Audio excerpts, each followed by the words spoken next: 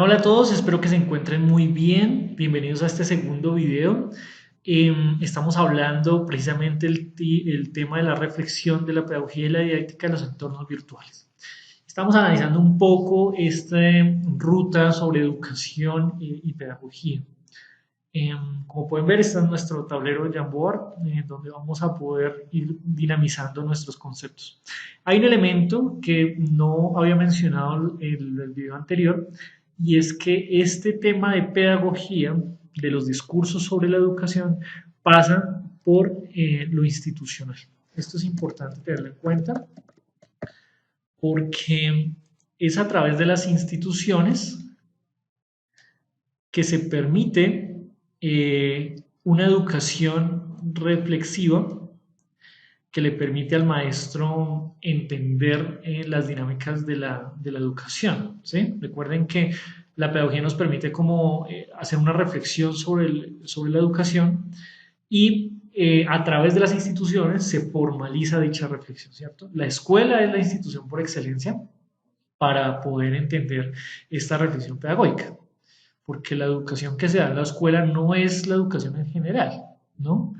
Sino que la sociedad establece unos criterios, unos parámetros, ya unas reflexiones sobre qué tipo de educación se le debe dar a los niños, niñas y jóvenes.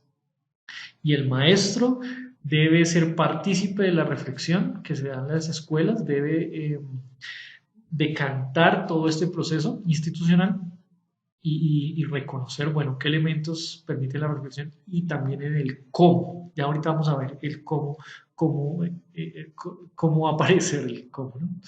Bueno, quiero ilustrar un poco mejor estos conceptos eh, sobre educación, pedagogía, ¿no? Maestro. Entendemos que la educación no es solamente el aula, que era lo que habíamos mencionado. Fíjense que aquí abriendo, voy a poner este espacio que se sale un poco de lo escolar, aunque hay elementos ahí que parecen de lo escolar. Pero fíjense que aquí ya hablamos de adultos, es como una reunión más bien de trabajo. ¿Y es válido como un espacio de educación? Claro que sí, es válido como un espacio de educación. Entonces, lo voy a poner acá y voy a bajar estos elementos para entender un poco que la educación no está solamente puesta en lo escolar. La educación está en muchos entornos, muchos elementos de la vida diaria del ser humano. El ser humano se está educando todo el tiempo, no solamente cuando va a la escuela. Estamos en el elemento pedagógico, ¿cierto? Vamos a mirar aquí ya lo escolar. Eh, digamos que aquí hay toda una intención y cuando hablo de la intención pedagógica está el grupo, cuántos niños pueden haber en un curso, cómo están sentados, cómo se da la clase, cómo el maestro va a pensarse la clase, eh, la nota, la evaluación. Fíjense que hay todos unos elementos que surgen en este proceso de pedagogía y de institucionalización. ¿Sí? Algunos me preguntarán, bueno, ¿y qué pasa con cuando el maestro sale de la escuela y abre otros espacios pedagógicos? Eh, como por ejemplo lo que llamamos la educación popular, se puede llamar de pedagogía popular. Bueno, eso es algo que está surgiendo en estos discursos porque la educación popular aparece efectivamente un maestro, pero su papel es diferente. No está institucionalizada la educación popular, entonces cambia un poco esa visión de lo pedagógico que teníamos pensado, pero efectivamente sí hay unos elementos reflexivos en torno a qué tipo de educación se presenta allí. De hecho, es una educación con un corte crítico muy alto, entonces uno podría hablar de que sí hay una reflexión por parte del maestro y de las personas que pues, están dialogando en esta educación, se están formando. Entonces uno podría hablar de contextos pedagógicos, yo me atrevería a decir que sí. De todas maneras, lo que les digo, están en los discursos pedagógicos modernos, siglo XXI, están surgiendo estos discursos de hablar de la pedagogía fuera de la escuela. Y es muy interesante poderlo analizar porque es viable, ¿no? Bueno, seguimos entonces acá, el factor institucional muy, muy importante, y aquí hablamos de la escuela, que realmente la escuela es nuestro lugar de acción primero, no único, pero pues el básico de trabajo, el elemental, ¿no? Que pasan, o pues deberían pasar todos los niños, y es el propio en el que el maestro enseña la cultura y la formación de los niños a la sociedad. Fíjense entonces todo lo que surge acá, ¿no? Hay un elemento que nos queda, creo que ya lo vieron, y es la didáctica. Y aquí vamos a entrar en la didáctica. Esta didáctica, en los procesos ya pedagógicos, entra a mirar las herramientas, los recursos, a preguntarse cómo voy a llevar esos conocimientos ya reflexionados. Ya pensé cómo educar, para qué, los fines, el objetivo de educar. Ahora voy a pensarme en el cómo, de qué manera y con qué recursos voy a educar. Entonces, entra este papel de la didáctica y la didáctica tiene una serie de estrategias, ¿cierto? Como lo decía, unos recursos, unas metodologías que nos van a permitir adentrarnos un poco en de qué manera yo llevo todo eso que la educación, que no es poco, es una labor compleja, a los niños, en el caso de la escuela o, bueno, a un interlocutor. ¿Qué debe tener claro la didáctica? ¿Quién enseña y a quién enseña? ¿No? Ese quién es importante porque, no porque se sepa el nombre, eso, pues también es importante que te aprenda el nombre del niño o de la persona a la que vas a enseñar, saber que tú eres el maestro es importante, pero ese quién es, qué papel cumple en la sociedad, ¿sí? Y qué papel necesitamos que cumpla, porque la sociedad es todo un engranaje, ¿no? Entonces hay personas que cumplen un rol diferente, los que son en familia, en el trabajo, en cada institución hay un rol, ¿no? El estudiante, el niño que es estudiante. Entonces, ¿ahí quién es? ¿De dónde viene? ¿Cómo fue educado antes en su familia? Fíjense que aquí, para yo establecer las estrategias, tengo que mirar la educación antes de lo pedagógico, o sea, la educación de los papás, la educación de la calle, ¿cómo es? No es lo mismo un niño aquí en Bogotá que tiene el acceso a recursos de Internet y voy a comenzar a educarlo en la historia, que puede mirar líneas históricas a través de Internet a otro que no tiene ni siquiera una pantalla. ¿Sí? Entonces, ese quién está afectado ya por una educación anterior. O una persona que va a hablar matemáticas y en su casa manejan muy bien el tema de la economía porque tienen un comercio en su casa, una empresa pequeña, posiblemente esté más familiarizado con datos de sumas, de multiplicación que se utilizan diariamente en los negocios y de pronto un niño que nunca ha tenido acceso a temas de dinero, que no ha visto a sus papás, es más difícil. Fíjense cómo el contexto educativo, reconocer el contexto educativo me permite a mí generar los estrategias, recursos y metodologías. ¿Sí? Eh, Aquí en lo virtual entra esta pregunta. En lo virtual aparece todo esto. Entonces, tenemos que mirar el niño que entra en lo virtual, qué educación ya ha tenido. Es un niño que sabe cuando uno le dice WhatsApp, ¿qué es? Porque eso es parte de la educación, eso tú no lo aprendes muchas veces en el colegio, sino que en la casa ya te hablan de WhatsApp, los amigos, WhatsApp. Entonces hay un elemento ahí de nuestra cultura siglo XXI que es lo virtual.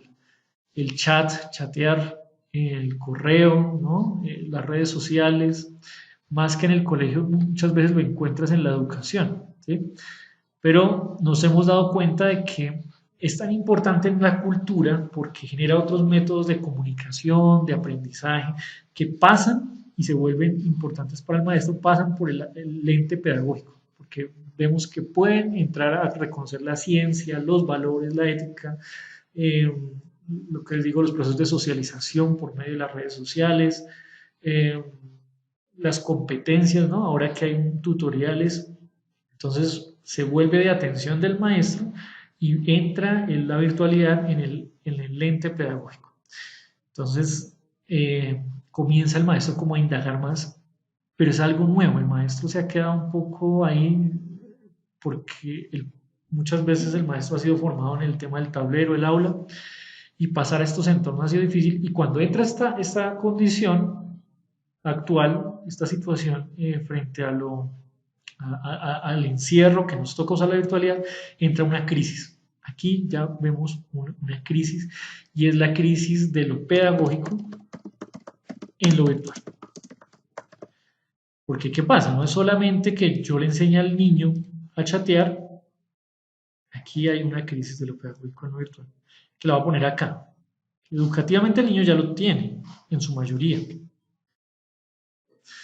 pero pedagógicamente aquí surge un problema y es que el aula ha rechazado lo virtual posiblemente, aunque ahora hay aulas virtuales, pero el aula tradicional es más personal, ¿cierto? Es más comunicativo, maestro, estudiante, face to face, se entrega el trabajo, la tarea, expones frente al tablero.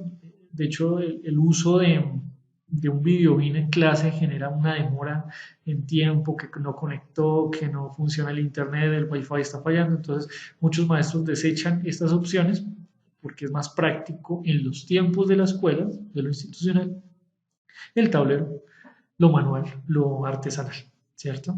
Entonces, el colapso que hay es que a todos nos toca y entra, bueno, el maestro llega y dice, vamos a chatear, vamos a indagar, pero se da cuenta de que puede chatear para conversar, pero para generar procesos de conocimiento como en el aula tradicional e institucional, no, nos cambia. Porque la virtualidad, eso lo habíamos hablado en una ocasión, maneja, a ver, miramos si creo que poner acá. ¿Sí? Este ya no es esta institución. Lo virtual no es la misma institución escolar, aunque el niño puede estar inscrito a la misma escuela, no estamos hablando de la misma institución escolar, cambia totalmente. La virtual es otro escenario institucional, digámoslo así. Bueno, no sé si llamarlo institucional, pero es otro escenario. Y como es otro escenario, tiene unos tiempos y espacios diferentes. Por eso la gente dice, me cansa la pantalla, entonces genera un desgaste físico diferente. Me cansa el tiempo en que estoy, no reconozco qué día es o qué horario es. Hay una dinámica de organización completamente diferente, de comunicación diferente. Entonces ya no es como en el aula que son 2 horas en que hablan. Ya no se ve la imagen igual, ¿no? Ustedes pueden ver acá diferente. Entonces surge la pregunta sobre cómo educo lo que estaba educando en lo escolar personal aquí en lo virtual y de qué manera se puede fortalecer el aprendizaje. Entonces, fíjense que surge otra pregunta pedagógica, pero también didáctica, porque sobre qué estrategias utilizan. Ya no es chatear por chatear, sino que el aprendizaje. Entonces, esto va conectado, lo pedagógico a lo didáctico. ¿Cómo voy a hacer? ¿Qué aplicaciones usar? ¿Cuánto tiempo debe aprender un niño frente al computador? Aquí vamos a unir estos dos elementos. Lindo me quedó. Bueno, eso ahí hay una unión y surge este tema. Fíjense que eh, aparece nuestro esquema sobre la didáctica. ¿Qué estrategias, recursos y metodologías se utilizan en lo didáctico? Entonces, bueno, aquí la parte de fundamentación, yo les voy a enviar esta ya por la plataforma, pero vamos a desarrollar el siguiente trabajo. Ustedes han venido indagando un poco este tema, ya con los documentos que les envié, unas reflexiones que a partir es el momento de plasmar nuestras reflexiones en el hacer, o sea, llevarlo al campo de la pedagogía y la didáctica. ¿De qué manera lo vamos a trabajar? Van a reunirse por sus grupos de siempre y vamos a iniciar las estrategias. Ustedes en Psicología y Práctica Pedagógica desarrollaron una actividad para evidenciar los tipos de maestro, ¿no? Que les ofrecí un texto de los avatares. Y me imagino que inconsciente o conscientemente hicieron este camino, educación, pedagogía y didáctica. Vamos a hacer un cuadro eh, en donde vamos a poner en lo educativo. ¿Usted qué pensó? ¿Qué fue lo que usted tuvo en cuenta frente a ese niño al que le iba a dar la clase? A nivel de educación, ¿usted cómo se imagina que es ese niño? ¿De qué hogar viene? ¿Cómo ha sido educado?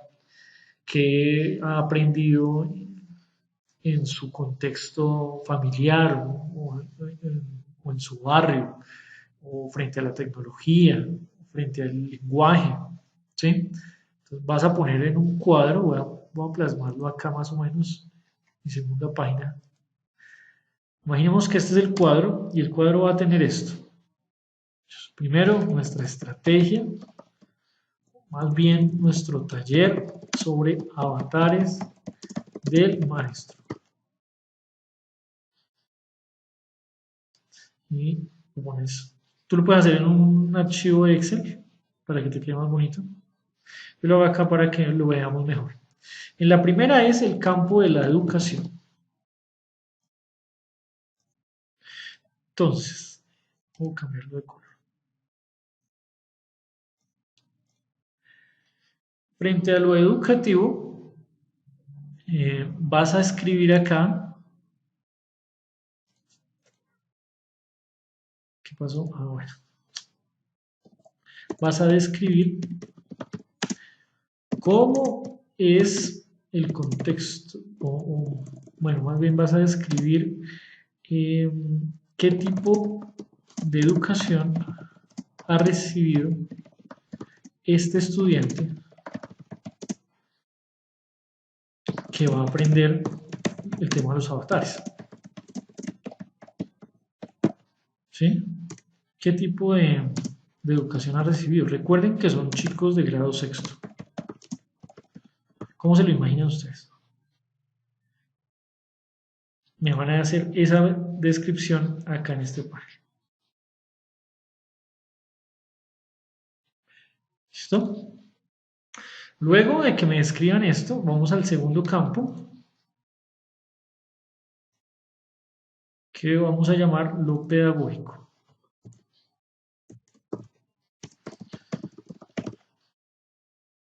Lo pedagógico. Y acá vas a colocar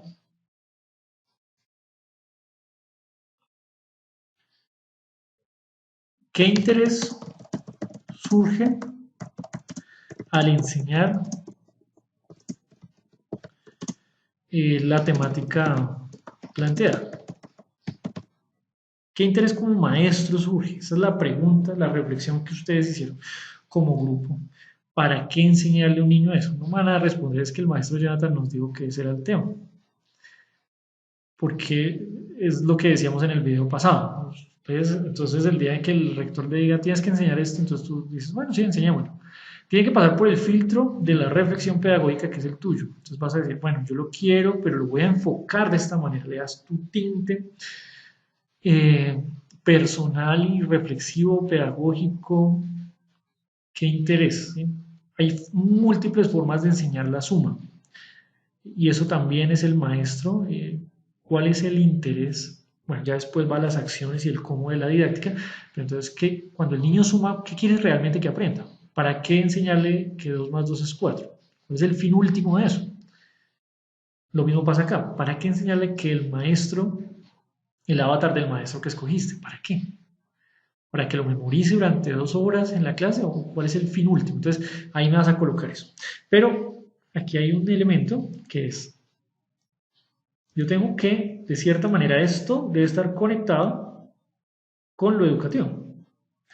Si ustedes me dicen, no, yo quiero porque yo quiero que él sea un maestro, pero vemos en el contexto educativo del que al niño no le interesa ser maestro, pues ahí hay una ruptura. ¿Sí? ¿Para qué le voy a fortalecer algo que él no quiere? Fíjense cómo afecta, ¿sí? Y tenemos una última, que es lo didáctico.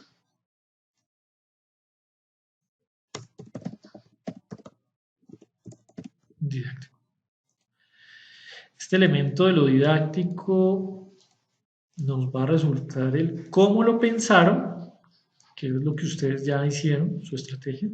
Ese cómo es por qué utilizaron estos medios. ¿Sí? Los medios que utilizaron, por qué esas actividades. ¿Sí?